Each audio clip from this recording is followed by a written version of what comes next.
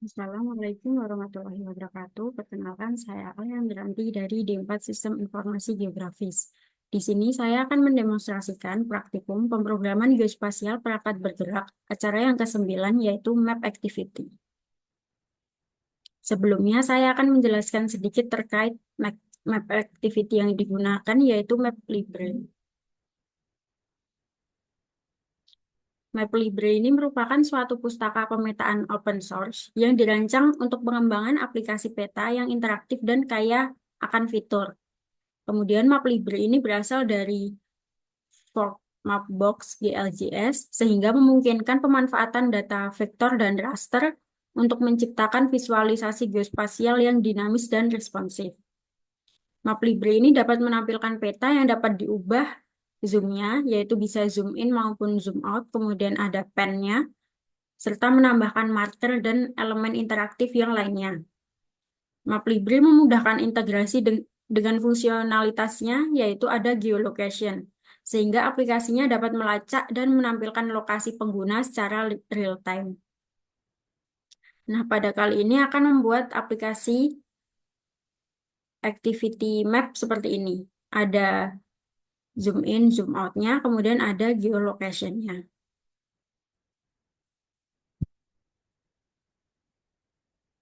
Kemudian di sini saya akan menjelaskan pembuatan aplikasinya. Yang pertama-tama yang perlu dilakukan yaitu masuk ke build rate modul app. Nah, di sini mengatur compile SDK-nya menjadi 34, kemudian target SDK-nya menjadi 33. Lalu selanjutnya mengatur implementation. Nah, di sini pada dependencies, nah ini kita mengatur untuk implementasinya, ada menambahkan Android DX app Compact, kemudian Google Android Material, kemudian constraint layout. Lalu yang paling penting yaitu ini, penambahan map libre, ini versinya disesuaikan. Lalu selanjutnya menambahkan GMS, Fly Service, Location, dan Base. Lalu VBase, Firebase. Lalu selanjutnya menambahkan Test Implementation Unit. Lalu Android Test Implementation, Android Text X Unit. Lalu Android Test Espresso Core. Setelah itu kita masuk ke layoutnya. Nah, di layout ini kita menambahkan COM Map Box. Ini digunakan untuk menampilkan map view-nya. Lalu di sini saya menggunakan relative layout untuk menampilkan ini map view-nya. Kemudian ada penambahan button location. Ini jika diklik nanti akan menampilkan lokasi kita di mana, yaitu button location, lokasi perangkatnya di mana. Lalu selanjutnya saya menggunakan linear layout untuk image view. Image view ini digunakan untuk button zoom in dan zoom out. Nah, di sini berada di bawah ini, dua ini, menggunakan orientasi vertikal, margin startnya 50 dan margin bottomnya 16 dp. Nah, di sini diberikan ID, kemudian ada konten deskripsinya, ada zoom in. Kemudian ada SRC ini saya mengambil dari drawable, di sini saya menambahkan secara manual dari perangkat. Lalu di bawahnya juga masih ada linear, ini yang membedakan adalah margin end. Jadi ini berada di sebelah kanan.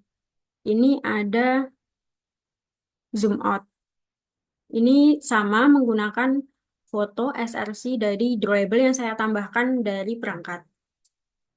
Lalu selanjutnya masuk ke Java. Nah, sebelum masuk ke Java, kita harus mengatur di Android manifestnya terlebih dahulu. Nah, di sini kita harus mengatur user permission. Di sini ada user permission, akses find location, dan akses parse location. Lalu masuk ke main activity Java-nya. Di sini kita perlu mengimport beberapa elemen. Ini ada import Android DX. Lalu ada mengimport Google Android GMS. Ini untuk location-nya. Kemudian mengimport Mapbox. Ada camera position. Kemudian geometry, maps. Kemudian ada layer, feature, dan point. Selanjutnya yaitu ada public class, main activity, extend app compact activity. Nah, di sini inisialisasi ada map view, kemudian mapbox, dan Pushed Location Provider Client. Selanjutnya ada Protected Void on Grid. Ini untuk layout activity main-nya. Di sini kita akan mendefinisikan map view di activity main-nya. Nah, ini ada map view, RID map view. Kemudian menginisialisasi Pushed Location Provider Client. Lalu mendapatkan mengambil map view, get map action, map box. Kemudian ini ada style JSON-nya untuk map view-nya. Kemudian ada map box set style. Ini untuk mengatur adanya marker icon yang digunakan untuk markernya nanti, marker yang ditambahkan. Kemudian ada menambahkan marker statik pada lokasi yang telah ditentukan. Nah, di sini menambahkan secara manual, memilih lokasi yang akan ditambahkan, yaitu ada longitude dan latitude-nya. Di sini saya menggunakan area Yogyakarta. Ini ada 5 feature.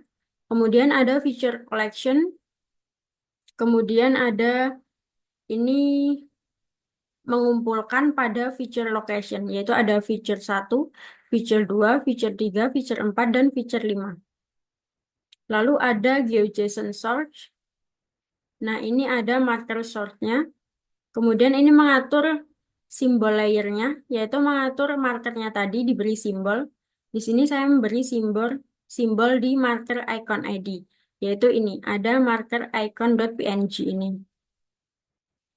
Kemudian selanjutnya mengatur posisi kamera awal. Nah, ini mengaturnya pada target new lat long. Nah, ini saya mengatur di Yogyakarta juga, di latitude ini dan longitude-nya ini. Kemudian tingkat zoom-nya 14. Kemudian menambahkan fungsi untuk tombol zoom in dan zoom out-nya. Ini ada image view, menggunakan image view-nya tadi, zoom in button dan zoom out button dari layout-nya tadi. Kemudian mengatur fungsi zoom in. Nah, ini zoom in ini mengaturnya dengan current zoom plus 1. Jadi setiap mengklik zoom in maka akan bertambah menjadi besar-besar gitu. Kemudian ada zoom out-nya menggunakan current zoom minus 1. Ini juga mengambil get camera position dulu, kemudian ada current zoom-nya -1. Kemudian ada tombol untuk mendapatkan lokasi. Di sini ada button geolocation button. Ini mengambil dari geolocation button yang ditambahkan tadi. Kemudian mengecek apakah layanan lokasinya diaktifkan. Di sini ada location manager, kemudian ada boolean enable dan network enable. Lalu selanjutnya, jika akses final location-nya ini permission, nah maka akan mendapatkan last location-nya. Kemudian di sini akan memunculkan toast, lat berapa, longnya berapa. Kemudian menavigasi ke lokasi penggunanya, lokasi perangkatnya dengan tingkat zoom 14. Kemudian selanjutnya menambahkan marker pada lokasi perangkatnya.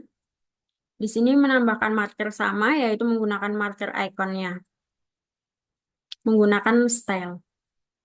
Lalu selanjutnya menampilkan toast unable to find location jika tidak berhasil menemukan lokasinya. Kemudian di sini life cycle-nya ada on start, on resume, on pass, on stop, on low memory, on destroy.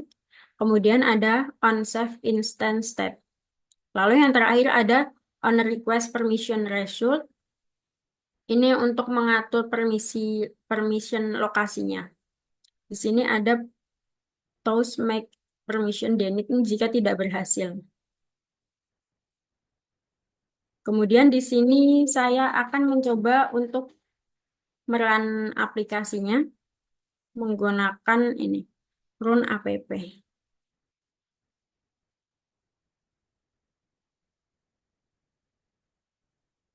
Berikut ini merupakan tampilan aplikasi yang telah saya jalankan. Kemudian di sini terdapat 5 marker yang telah saya tambahkan ada di daerah Yogyakarta, di daerah UGM dan sekitarnya. Lalu selanjutnya di sini ada 2 button zoom dan 1 button geolocation. Di sini ada button zoom in. Nah, ini untuk melakukan zoom in. Ini di bundaran UGM. Kemudian ada zoom out. Nah, seperti ini. Kemudian ada fungsi geolocation. Di sini saya akan mengaksesnya. Lalu ada allow permission untuk akses lokasinya. Di sini saya menggunakan only this time.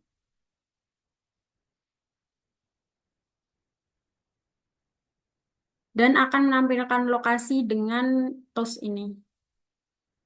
Di sini lokasi saya. Sekian video demonstrasi dari saya. Terima kasih. Wassalamualaikum warahmatullahi wabarakatuh.